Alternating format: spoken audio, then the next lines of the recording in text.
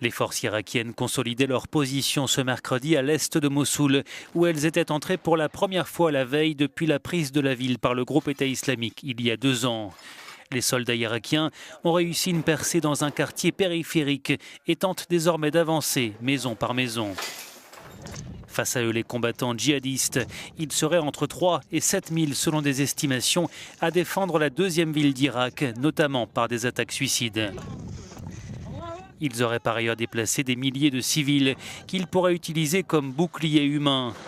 L'ONU s'inquiète du sort des milliers d'habitants pris au piège à Mossoul. En 2 semaines, plus de 20 000 d'entre eux ont fui la ville. Certains ont trouvé refuge dans ce camp où ils reçoivent de l'eau et un peu de nourriture. Ici, les conditions de vie sont rudes et il fait froid.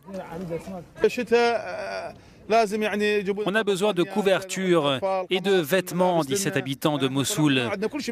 On a des enfants ici. On a quitté nos maisons sans rien. Ce matin, on grelottait. On n'a rien avec nous. Parmi ces réfugiés figurent de nombreux enfants, des familles. Beaucoup sont terrorisés et à bout de force. Ces Irakiens vont devoir faire preuve de patience. La bataille de Mossoul s'annonce longue.